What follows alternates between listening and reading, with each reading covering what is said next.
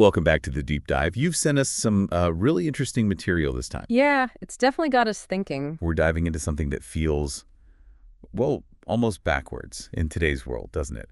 Especially with all the focus on data and metrics. Absolutely. We're looking at prayer and strategy, but not as two separate things. Exactly. The idea is they're fundamentally linked. Our main source today is from excerpts you send from Prayer as Strategy, Reclaiming the Supernatural by Chris Velasquez. That's the one. And our mission here, our deep dive goal, is really to get to the heart of this book's big idea. That prayer isn't just, a nice add-on to your strategy. Like a little spiritual boost. Right. But that it could actually be the core blueprint, the engine room, maybe, for actually breaking through, whether that's in mission or even in an organization. So we want to pull out the key principles, the frameworks they suggest, and maybe some of those real-world stories to help you see what the source thinks is most important. Yeah, because the source makes this pretty provocative point. In a world obsessed with planning every tiny detail. Spreadsheets for everything. Exactly. Overlooking prayer might be, well, a huge blind spot, vulnerability even. And the flip side, the argument goes, is that bringing it in intentionally could be the decisive edge, that surprising factor that unlocks real change. Okay, so let's start with that core paradox. We build these amazing plans, right?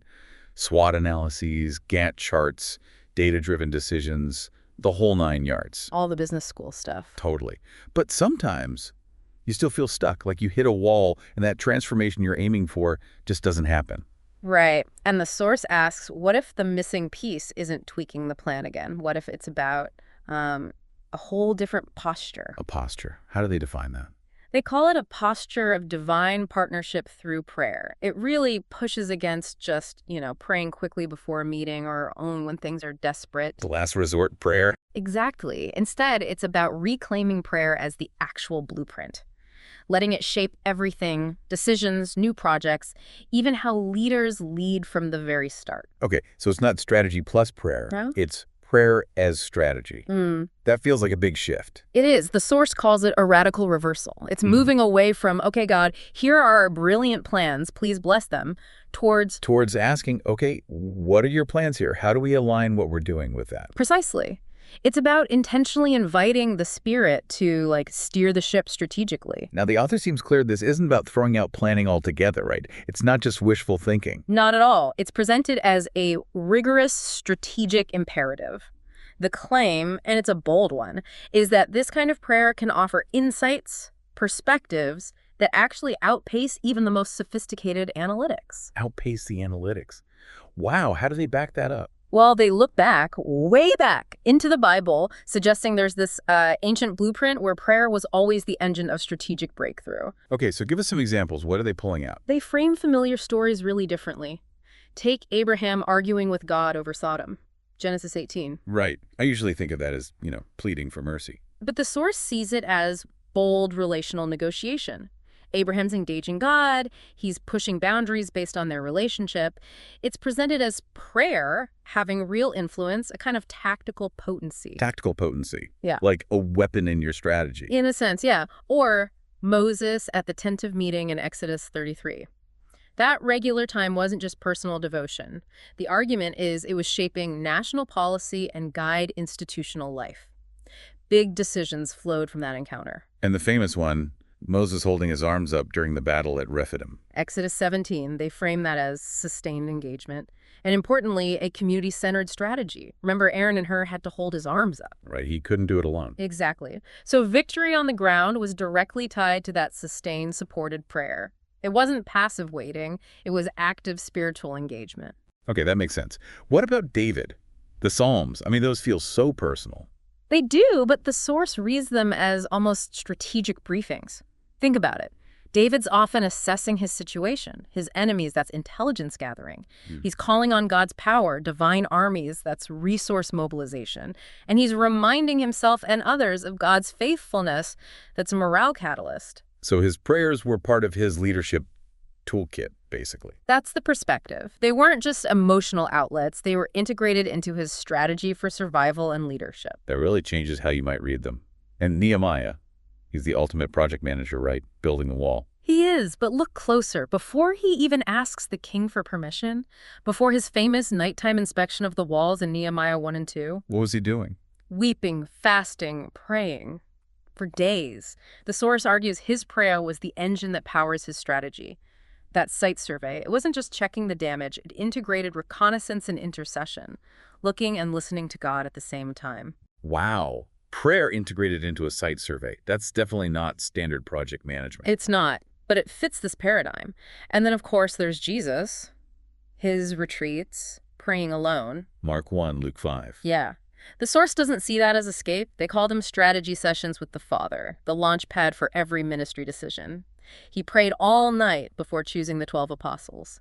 He told his followers to pray before sending them out in Acts 1. And the early church in Acts just runs with this, don't they? Absolutely. Acts 1.14, they're all together in collective intercession before Pentecost, before the mission really kicks off. Then in Acts 4, they get threatened. And what do? They gather and pray specifically for boldness, and the place shakes. They're empowered. Then Acts 13, sending out Paul and Barnabas, that decision comes directly out of a time of fasting, worship, and prayer. It wasn't just a committee decision then. It seems not. The source points to this as strategic unity and the source of their breakthrough power. Okay, so looking across all these examples, the pattern the source is highlighting is, well, it seems pretty clear. Spiritual breakthrough is preceded and powered by prayer. That's the core argument, yes. It's positioned as the primary driver, not a secondary support. Which leads us to the principles behind this whole prayer as strategy idea. What are the fundamentals? Okay, first up is divine partnership over human autonomy. Basically acknowledging we have skills, we have responsibility, but ultimate direction, the best strategy, comes from God's bigger view. It's about co-laboring. Working with God, not just relying on ourselves. Exactly. Second, discernment over data alone. Data is good, it's useful, it tells us things. But prayer, the source argues, helps us discern the Spirit's unique direction, especially when that direction seems, well, weird or counter to the data. When it doesn't make logical sense on paper. Right. Prayer supposedly opens channels of revelation that data alone can't access. Okay, what's next? Faith-infused risk-taking. You know, real breakthroughs often mean stepping out, doing something new, something uncertain. Prayer is seen as what empowers that courage beyond calculated comfort zones. Gives you the guts to take the leap. Kind of, yeah. Then there's iterative co-laboring or listening loops. This is interesting. It's compared to agile teams in tech. Okay, how so? You plan, you pray, you act, but then you immediately debrief in prayer. You ask, okay, what happened? What are we learning? What's God saying now? And you adjust. Prayer creates this ongoing feedback loop between God's voice and our plans. Like a constant conversation woven into the process. Exactly, not just praying at the start and end. And finally, corporate synergy of intercession. Personal prayer is vital, but praying together. The source says that multiplies spiritual authority, creates a force multiplying unity. Something bigger happens when people pray together towards the same goal. That's the idea. So these principles, partnership, discernment, risk, the loops, synergy, they all come together in that phrase you mentioned earlier. Intentional, spirit-led integration. Let's break that down. Intentionality first. Intentionality means prayer isn't just random or spontaneous. It's built in, designed into the system. It's on the agenda for meetings. It has defined rhythms, maybe before brainstorming, during projects, at reviews. You actually schedule prayer times. Maybe you have prayer teams. You consciously cultivate a culture where prayer is a priority. So it's not just hoping someone remembers to pray, it's making it a structural part of how you operate. Right, like Daniel praying 3 times a day or Jesus getting up early. It takes discipline, shared responsibility. Okay. Then spirit-led. This is the one that might feel a bit fuzzy to some people. How does the source define this practically? It acknowledges that. Being spirit-led means actively making space for and trying to perceive the Holy Spirit's guidance and decisions. This requires developing sensitivity. Paying attention to what the source calls prophetic insight, maybe a word of knowledge or encouragement someone shares. Being open to dreams or visions, perhaps. Okay. Listening for a deep sense of peace about a direction and learning to tell that apart from just wishful thinking or anxiety relief. And crucially, humble flexibility. Being willing to change course, even ditch a plan you loved, if you sense God is leading differently. So it's about actively listening through different channels, maybe? Oh. Like how the source mentions Philip being told to go talk to the Ethiopian eunuch, or Paul getting the vision to go to Macedonia after being blocked elsewhere. Exactly, and recognizing that God's strategies might feel uncomfortable or illogical at first, it demands humility to even hear it, obedience to act on it, trying to align your head and heart, and often seeking confirmation within your community. It's not usually just one person hearing something in isolation. Got it. And the last part, integration. This sounds like where it really becomes prayer as strategy. Integration means prayer stops being a separate activity on the side. It becomes the central thread weaving through everything. It's in the meetings, the decision points, the strategy sessions, the execution phase. In a way, prayer is the agenda, or at least a core part of it. How does that look? It could be having a holistic rhythm of prayer throughout a project life cycle. It might mean contextual things like doing prayer walks around an area you're focusing on, using journaling to track not just actions and results, but also what you're sensing in prayer, building in moments of holy pause during intense discussions just to listen together. Like the source mentioned with Joshua walking around Jericho, the walking and the praying were the same strategic act. Precisely. Or Nehemiah's survey. Or Jesus traveling through Samaria, seemingly off-plan but strategically vital. It's embedding prayer in the action. Okay, intentionality, spirit-led, integration. That makes the phrase much clearer. The sources then seem to outline a kind of framework, right? A process based on this. You said a 4-phase structure often emerges. Yeah, it tends to fall into a cycle. Phase 1 is often called preparation, or things like presence and lament, or spiritual reconnaissance. The key idea is seek first. Before you even start strategizing, you focus on aligning your heart, your team's heart, with God's heart and perspective. What does that involve? Fasting, listening? It can involve all of that. Corporate lament or confession, getting honest before God, deliberate listening prayer, vision journaling, writing down what you sense God might be showing you. Extended prayer and fasting, yes. Gathering specifically for prophetic input or holy listening sessions. And the goal? Cultivating humility, clearing the decks, hopefully receiving fresh vision that comes from God, not just from your own brainstorming. Identifying the real challenges and opportunities from his perspective, getting a sense of timing. It really echoes Matthew 6.33, seek first his kingdom. Okay, so you seek first. Phase 2 is planning.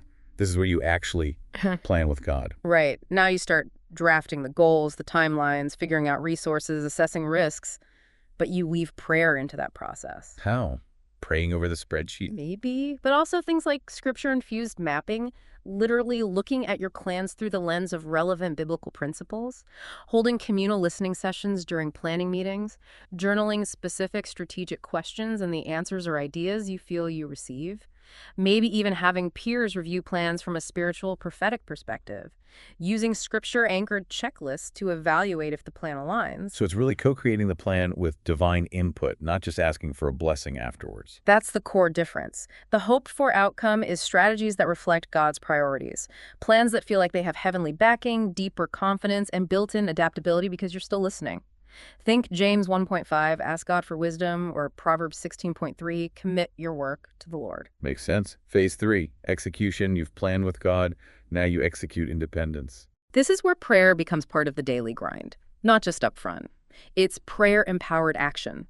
Practices here might include embedding regular prayer rhythms, quick daily check-ins, maybe a weekly fast focused on the project, prayer tech points before big steps, doing those prayer walks around the work location, taking holy pauses in meetings when you're stuck, having dedicated prayer teams covering the work, maybe even prayer hotlines for urgent needs. So prayer becomes like a real-time resource during the actual doing. Exactly, real-time reliance. The outcomes are things like being able to make quicker, spirit-guided adjustments, sustaining momentum, finding strength to overcome obstacles, and that continued confidence because you're actively partnering. It embodies pray without ceasing from 1 Thessalonians 5.17 and acknowledges the reality of Ephesians 6.12 that there's a spiritual dimension to challenges. Okay. And the final phase, phase 4, evaluation. This is where you reflect and discern, looking back, but differently. Yes. Not just looking at the numbers, but reviewing outcomes through that divine lens. Practices include leaders gathering regularly to assess progress against metrics and against what they felt God was saying. Celebrating breakthroughs specifically as God's work. Being willing to recalibrate or pivot if you sensed spiritual resistance or a new prompting. How do you do that formally? Could be corporate debrief sessions that explicitly include prayer and listening. Using maybe dual entry journaling, cracking the hard data and the spiritual insights or lessons learned. reviewing actions against Scripture, Yeah. seeking prophetic feedback on what happened and why. Like going back to heaven's school to learn from the experience. That's a good way to put it. The outcomes are better discernment, plans refined by God's input, growing faith as you see the process work, and really internalizing spiritual lessons for the future. It's like 1 Thessalonians 5.21. Test everything, hold fast what is good. This framework makes it feel more concrete. But the sources bring it alive with stories, right, across different sectors, like the marketplace. Yeah, they show these little vignettes. Simple things like starting team meetings with just 60 seconds of silent prayer for insight. They claim that alone can shift decisions towards purpose, not just profit. There are stories of CEOs having a regular quiet hour or dawn vigil and getting a specific spirit-given idea, or a whispered nudge about marketing. A whispered nudge. That's the language used. Yeah. And the claim is these nudges led to major pivots that, say, saved a company or resulted in huge engagement surges. They cite numbers like 150, 200, even 300% increases. Or a tech entrepreneur feeling convicted to shift focus from urban professionals to rural educators. Okay, a 300% increase from a nudge. Some listeners might find that a bit hard to swallow directly. How does this source bridge that gap? They frame them as God idea wins. The idea is these aren't just lucky breaks. They're tangible results of inviting divine intelligence. The insight bypasses normal channels because it comes from a different source, aligning with a bigger spiritual plan. It's presented as evidence of the partnership working. Okay, I see the logic they're presenting. What about nonprofits? Similar stories. Yes. Things like holding prayer circles before writing grant proposals, specifically asking for guidance on how to frame the narrative. The idea is that aligning with God's heart for the mission might make the proposal resonate more deeply with funders and the people served. They even suggest tracking prayers answered alongside phones raised. That dual tracking again. Interesting. Yeah. There's a story from Manila. A nonprofit completely changed its outreach model from big events to small home groups based on a volunteer's feeling during prayer. The reported result: attendance tripled, volunteers doubled. Another about a humanitarian NGO shifting budget priorities based on an intercessor's insight, which unexpectedly led to local leaders developing their own sustainable solutions. Powerful shifts from non-traditional inputs and churches. This must feel more natural there. It might seem more natural, but the application is still explicitly strategic. Layering corporate prayer into planning retreats, asking what is God saying about growth, discipleship, community impact? Using those pray, stop, go rhythms, literally pausing, planning to listen. Any specific examples?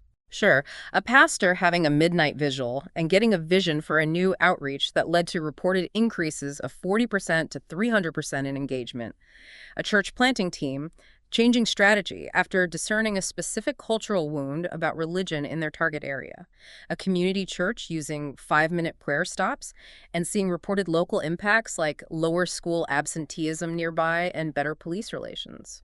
So these aren't just vague feelings. They're presented as measurable outcomes tied to the prayer as strategy approach. Exactly. And the sources stress that tracking these God idea wins and answered prayer pivots is important. It builds internal faith and demonstrates the credibility of the approach. It sounds compelling, even transformative.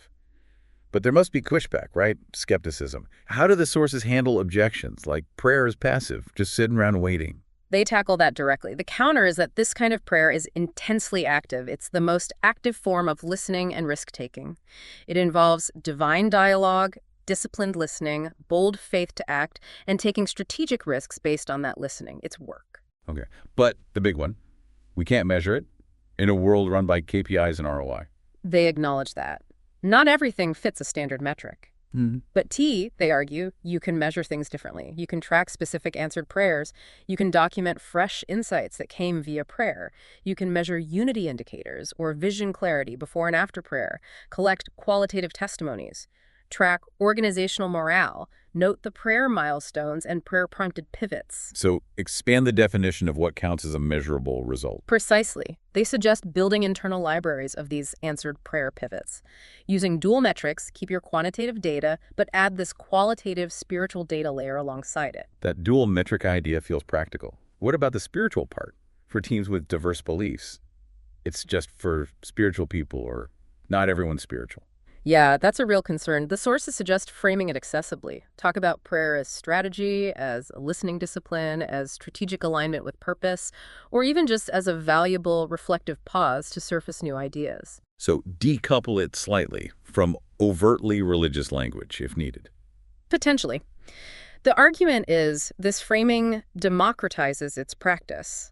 Even skeptics might value dedicated time for reflection or group listening if it generates good ideas.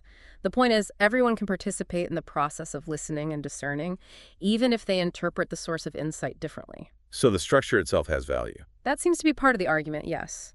Though the source maintains the deepest power comes from acknowledging the divine partnership. Okay. So if an organization really embraces this prayer as strategy approach, the sources suggest the impact goes way beyond just finishing projects better. Oh, yeah. They talk about shifting from just managing programs to actively partnering with the Spirit in cultural formation, becoming a kingdom catalyst in whatever sphere you operate in. And the internal culture changes. Big time. Leadership becomes marked by more humility and expectant faith, much greater adaptability. Teams develop what they call adaptive resilience. Right. Instead of panicking during disruption, they learn to navigate it with spiritual agility. They almost expect course corrections through prayer. And the impact can ripple outwards into communities. That's the vision. Holistic transformation where perhaps tangible answers to prayer and social innovation happen side by side.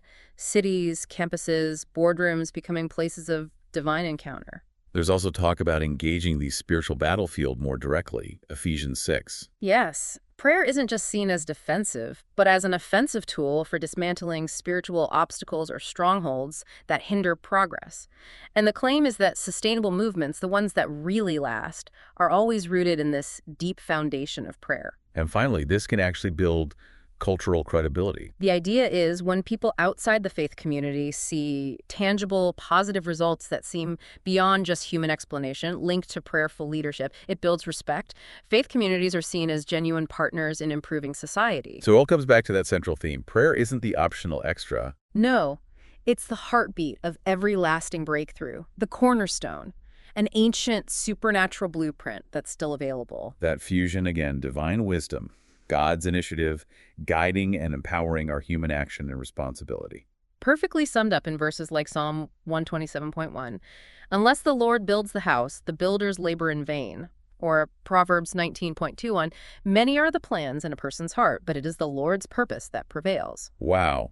We've certainly taken a deep dive into this material today, really exploring this argument that prayer isn't just support for strategy. It is the strategy, or at least the engine driving it. Yeah, we've looked at the biblical roots, the core principles, what that intentional, spirit-led integration actually looks like, the 4 phases, those real-world examples. And how to think about the objections, too. And the bigger picture implications moving beyond just projects to movements. It really is about reclaiming that idea of intentional, spirit-led integration, isn't it? Inviting a partnership that, the source claims, can unlock things we just can't achieve on our own. That's the challenge and the invitation presented in the material. So drawing from the source material you shared, here's a thought for you, the listener, to chew on. Pause in prayer, realign your vision, and let heaven's strategy reshape your mission. Or maybe think of it this way. Let prayer shape your strategy, and watch as heaven's wisdom fashions breakthroughs no data set could foretell. Maybe just try it before your next big decision, your next planning meeting. Take a moment. Pause. Listen. Try to align. And just see how heaven's strategy might begin to reshape your world.